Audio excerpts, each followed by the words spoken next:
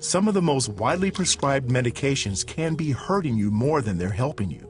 For example, diuretic drugs lower blood pressure and reduce water weight. They might also lower the production of CoQ10 and rob you of vital nutrients. And these drugs that you thought were supposed to help lower your blood pressure can actually raise it.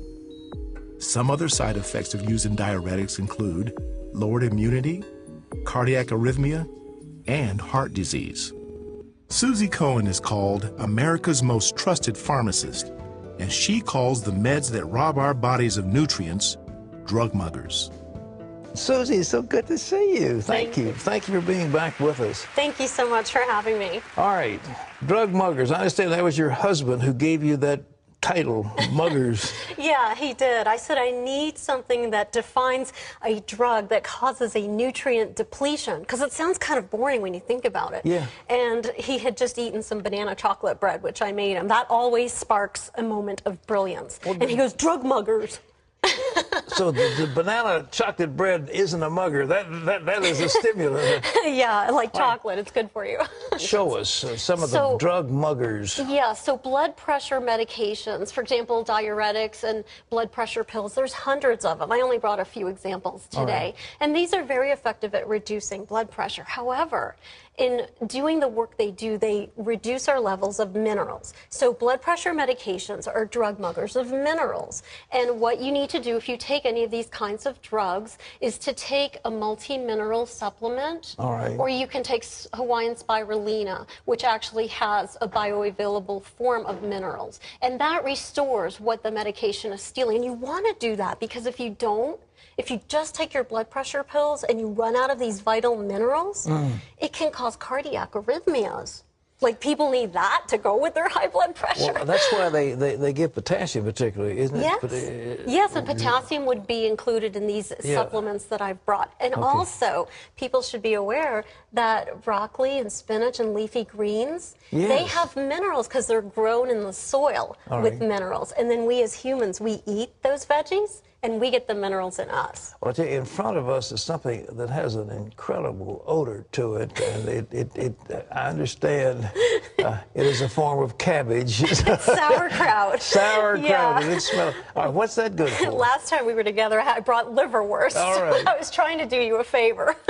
Okay. So these medications for reflux and heartburn, they actually suppress acid, raising our pH. And what that does is it smashes our levels of beneficial flora, our gut bugs. We have good gut bugs, and we need them for our health. So they improve immunity. Probiotics are very, very important. Now, the point I want to make here is that acid-blocking drugs, they are drug muggers of good bacteria, which you can restore with a high-quality probiotic, such as the one I've shown here, Dr. O'Hara's. I actually take this myself. Well, so what about this? You got Prilosec here. I mean, they advertise that like crazy. Yes, and Prevacid and Zantac and Tagamet. There's Nexium, Acifex, there's generics, there's all kinds. So if you need this medication, then you need to marry it with a good nutrient. So I would say I would absolutely put somebody on a multivitamin and a probiotic. Okay. And that's what I would do, and that will prevent some of the side effects that one might get from taking an acid-blocking drug, such as constipation. The probiotics are great at mitigating constipation and at also improving immunity. They're very essential, and you can eat sauerkraut if you like it. You want some? I like sauerkraut, not right now, but I like sauerkraut with hot dogs. You're not supposed to eat hot dogs either. They're supposed to be good for you. Yeah. All right. So the next class of medications are laxative. Millions of people around the world take laxatives, and they can get stuck on them. But they're drug muggers for potassium. And when you run out of potassium, it can affect your heart, and it can also cause leg cramps. So to get around that, eat foods that contain potassium, like dried spices. Any dried spices. It shocked me when I learned that, but they're very rich in potassium. And avocados and bananas. Oh, I like bananas. I do too. All right. And then the next class of medications I brought are very, very popular. They're analgesics. You can buy these by prescription and also over the counter. So things like ibuprofen and naproxen are drug muggers for folic acid.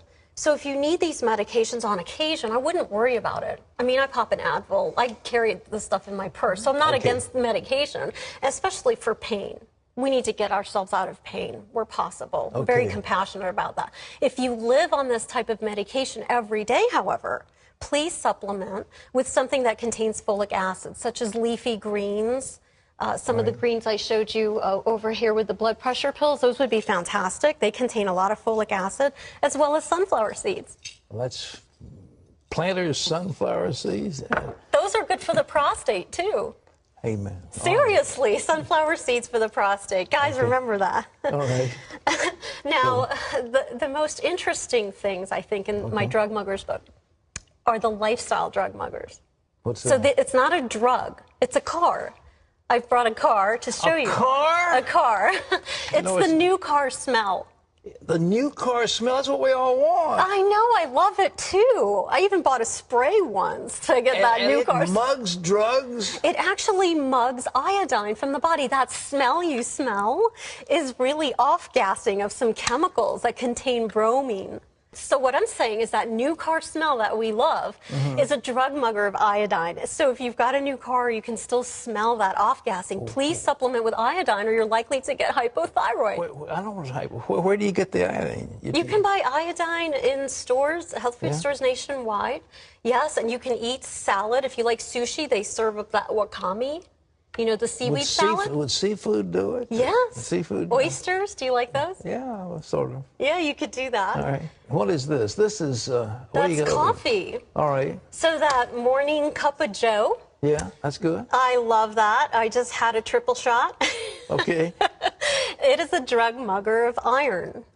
Coffee is a drug mugger of iron? Yes. Oh, how do you... When you run out of iron, you can get very tired. What about something like green tea? Does that mug? Yes. Green tea does too? A little tiny bit, but I would never tell people to not drink their green tea. It's so healthy for you. What you need to do is just bring in a little bit of iron. So I brought a supplement to show you.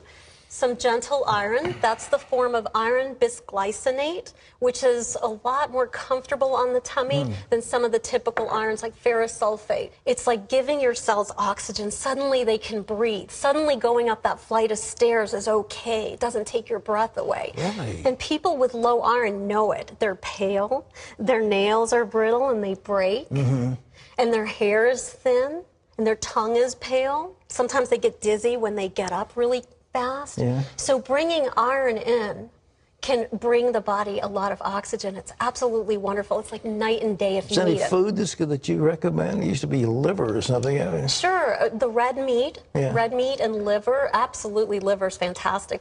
Well, folks, the book is called Drug Muggers. You don't want to miss it. And Suzy is fabulous, and I appreciate you being here. Let's stay healthy and let's live a long life. Suzy, God bless you.